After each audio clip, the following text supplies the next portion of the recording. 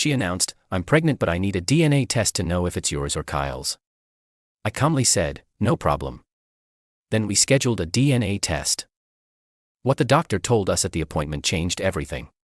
I, 31 male, was making breakfast when my girlfriend Reese, 28, dropped the bomb.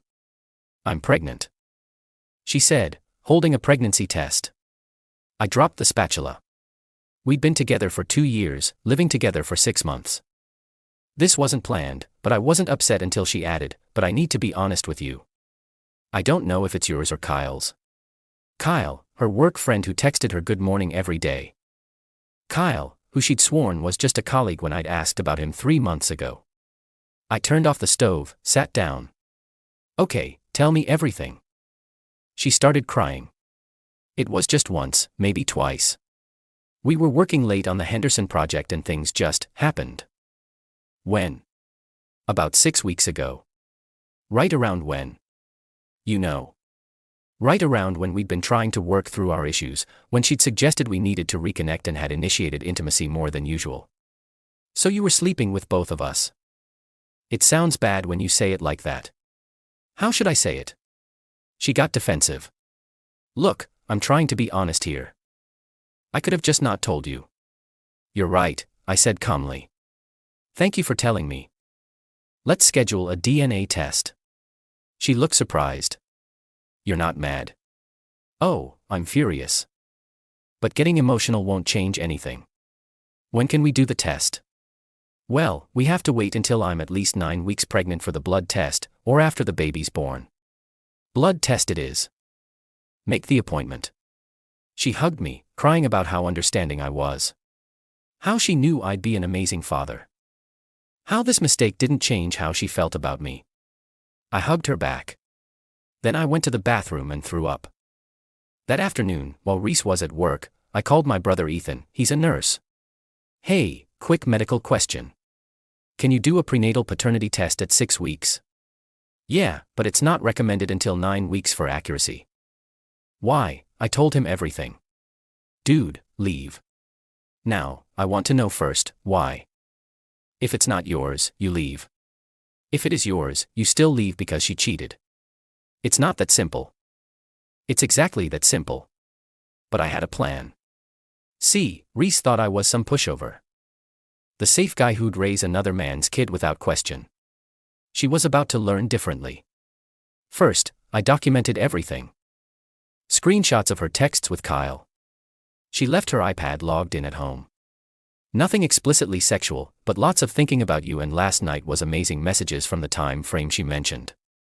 Second, I called Kyle. "Hey man, it's Reese's boyfriend. We need to talk." He hung up immediately. Called back 5 minutes later. "Look, I didn't know she had a boyfriend." "Really, because she lives with me." "She said you were roommates." "Did she also tell you she's pregnant?" Silence. "It might be yours," I added. "What? No. No way. We used protection. Every time." More silence. "I can't have a kid right now. I'm getting married in 4 months." "You're engaged?" "Yeah, to Aria. We've been together 5 years." "And you're sleeping with Reese?" "It was a mistake. Just a couple times." "A couple?" Reese said once or twice. "I mean, maybe 4 or 5 times." "Look, Aria can't know about this." I hung up. 4 or 5 times. Not once, maybe twice. Update 1. The blood test appointment was in 2 days. Reese had been playing perfect girlfriend. Cooking, cleaning, being extra affectionate. She'd also been texting Kyle constantly, though she thought she was being sneaky about it.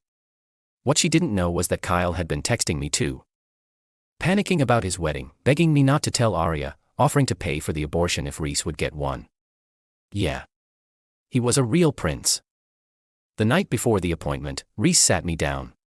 "I've been thinking," she said. "Maybe we don't need the test." "Why not?" "Well, even if it's Kyle's, you're the one who's here. You're the one who loves me. Biology doesn't matter." "It matters to me." "That's so old-fashioned. Lots of men raise kids that aren't biologically theirs." By choice. With full knowledge. Not because they were lied to. She started crying. Why are you being so cold about this? I'm not cold. I'm practical. We need facts before making decisions. Fine. But when this test proves you're the father, I expect an apology for not trusting me. The audacity. She cheats. Admits the baby might not be mine, but I need to apologize for wanting confirmation. The next morning, I called in sick to work. Told Reese I had an important meeting. Instead, I drove to Kyle's workplace. He saw me in the lobby and tried to run. Literally turned and speed-walked toward the elevator. Kyle, we need to talk about tomorrow. His coworkers all turned to look. He stopped, face red. Not here, he hissed. Then where? You won't answer my calls. We went to a coffee shop across the street.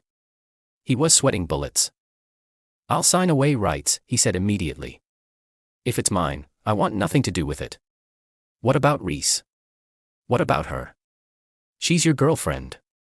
Who you slept with? Multiple times. She said you guys were basically broken up. We lived together.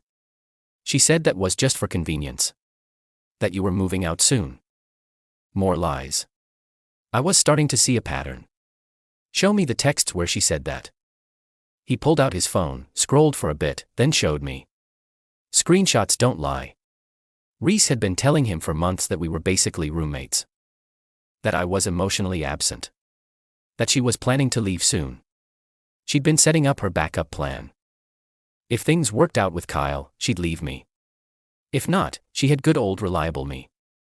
I'm sending these to myself, I said, forwarding the screenshots. Please don't tell Aria. I'm not your relationship manager, Kyle. But you should tell her yourself. He left looking like he might puke. Good. Update 2. We went to the appointment together. Reese held my hand in the waiting room, playing the nervous expectant mother. The nurse called us back, took Reese's blood, then turned to me for my sample. Oh, the nurse said, looking at her chart. Mr. Davidson. We already have your sample from last week. Reese's head snapped toward me.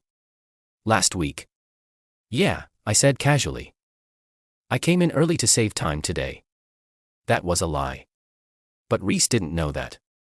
The nurse looked confused but professional. I don't see any record of. Could you check again? Maybe under my full legal name. She typed something. Oh yes, here it is. Must have been a filing error. God bless medical professionals who can read a room. Reese was suspicious but couldn't say anything without looking crazy. After the blood draw, the doctor came in. Dr. Martinez, an older woman with kind eyes. So we're doing a prenatal paternity test today. Yes, Reese said quickly, just to be sure. I see. And Mr. Davidson, you're the potential father. One of them, I said clearly. Reese kicked me under the table. Dr. Martinez raised an eyebrow. One of them. There's another potential father, Kyle Morrison. He couldn't make it today. He doesn't need to be here, Reese said. It's definitely one of you two. Actually, Dr. Martinez said, for the most accurate results, we should test all potential fathers. Kyle's not available, Reese said quickly. That's strange, I said, pulling out my phone. He texted me saying he was on his way. Reese went pale. You invited Kyle. We all need answers, right? 20 minutes later, Kyle showed up looking like he was walking to his execution. His fiancée Aria was with him. The waiting room got very uncomfortable. What is she doing here? Reese demanded. I told her everything, Kyle said quietly. She deserves to know. Aria looked at Reese with pure disgust. You're the home-wrecking piece of trash who's been sleeping with my fiancé. I'm not a home-wrecker. I didn't know about you until when? Because Kyle says you've known for months. Dr. Martinez intervened. Perhaps we should all calm down. Mr. Morrison will need your blood sample as well. As Kyle got up to follow the nurse, Aria called out. By the way, Reese, I'm pregnant too, 3 months. So congratulations, you might have given my baby a half-sibling. The look on Reese's face was something I'll never forget. Update 3. A week later, we all met back at the clinic. The tension was unreal. Reese hadn't spoken to me in 3 days after finding out I'd ambushed her with Kyle and Aria. Dr. Martinez came in with the results. "I have some unusual news," she began. "Just tell us," Reese snapped. "Mr. Davidson, you are not the biological father." My heart dropped, even though I'd suspected it. "Mr. Morrison, you are also not the biological father." "Wait, what?" Everyone started talking at once. Reese was screaming about faulty tests. Kyle was demanding a retest. Aria was laughing hysterically. However, Dr. Martinez continued, raising her voice, "There's more." The room went silent. "Ms. Thompson, when we ran your blood work, we discovered something. You're not actually pregnant." "What?" "Your HCG levels indicate what we call a chemical pregnancy. You were pregnant very briefly, but it wasn't viable. Your body has already miscarried. The pregnancy tests you took at home were likely during the brief window when HCG was present." Reese broke down, sobbing. But I had symptoms. Morning sickness. Stress and anxiety can mimic pregnancy symptoms," Dr. Martinez explained gently. "So there's no baby?" Kyle asked, looking relieved. "There's no baby. But the paternity test, I started. We ran it on the fetal DNA present in her blood from the non-viable pregnancy. Neither of you are the biological father of that pregnancy, meaning there was a third guy." Reese was sobbing. Kyle was stunned. Aria looked at me with something like pity. "Who else, Reese?" I asked quietly. I can't see who else. It was just there was this guy at the conference in March. It meant nothing. March. 3 months ago. When she'd gone to a work conference that I now suspected wasn't entirely about work. Anyone else? She just cried harder. In the parking lot, Kyle tried to talk to me. "Man, I'm sorry about all this. Save it for Aria." Aria surprisingly came over to me. "You okay?" "I will be. For what it's worth, you handled this with more class than I would have. I'd have burned everything down. Day's not over yet." She actually smiled. "Good luck." They left together, Kyle trailing behind her like a beaten dog. Reese was waiting by my car. "Can we please just go home and talk about this?" "You can go home. I won't be there." "You're leaving me? After I just lost a baby? You cheated with at least 3 different men. You lied about everything. And you tried to make me raise another man's child. I thought it was yours. I hoped it was yours." "Hope? You hoped?" She tried to grab my arm. "Please. I need you. I can't do this alone." "Then you should have thought about that before you did it in the first place." I got in my car and left. She called me 36 times on the drive home. I didn't answer once. Final update: it's been 2 weeks since the clinic disaster. Here's where everyone ended up. Reese is living with her sister Mira.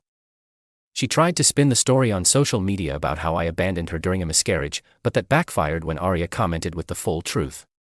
Reese deleted all her socials after that. She showed up at my work last Monday, making a scene about how I was heartless and cruel. Security removed her. My boss, who'd heard the whole story through office gossip, told me to take the rest of the week off paid. "Nobody needs that kind of drama," he said. Kyle and Aria are somehow still together. She's making him go to counseling, and from what I heard through mutual friends, he's basically on probation for life. She made him quit his job to get away from Reese and any other temptations. He now works at his father-in-law's plumbing company. Karma. The conference guy. Turns out his name was Derek, and Reese had been texting him too, hoping he'd leave his wife for her. He blocked her when she told him about the pregnancy scare. But here's the real kicker. Remember how I said I had a plan?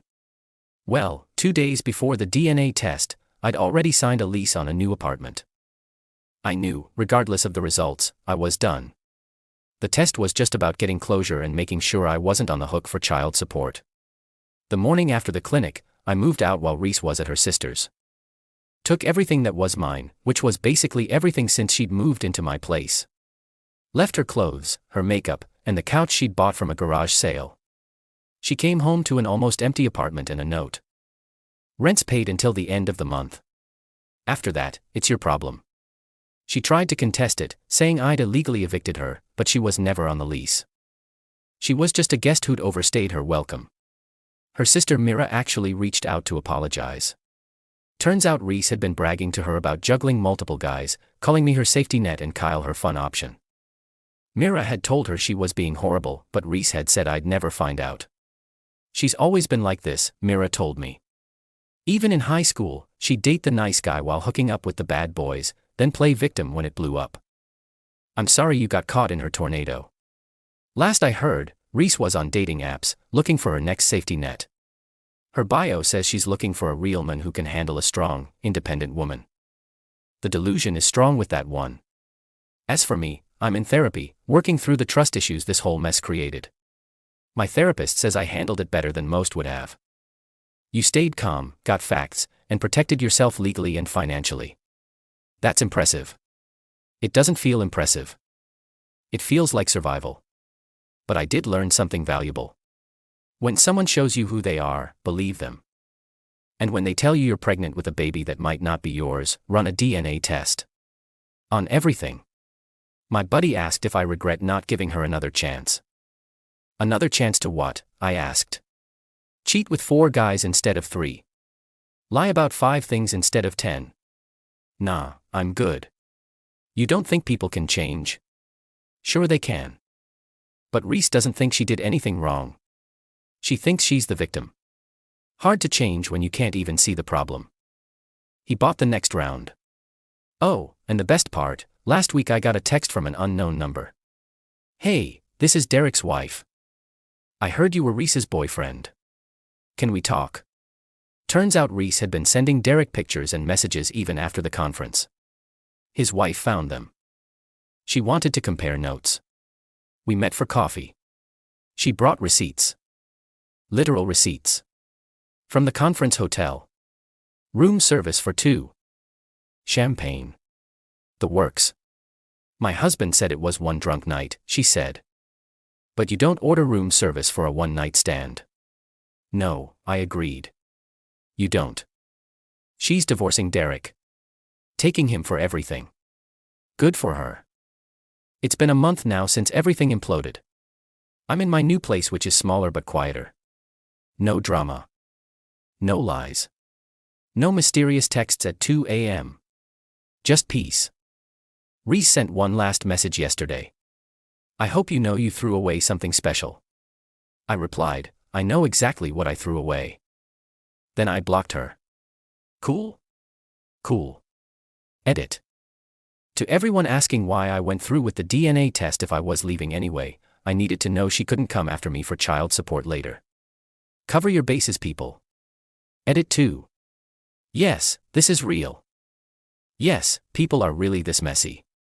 If you've never encountered someone like Reese, consider yourself lucky. Edit 3. For those saying I should have been more sympathetic about the miscarriage, she was barely pregnant for a hot minute with some random conference hookups baby while telling me it might be mine. My sympathy well was dry.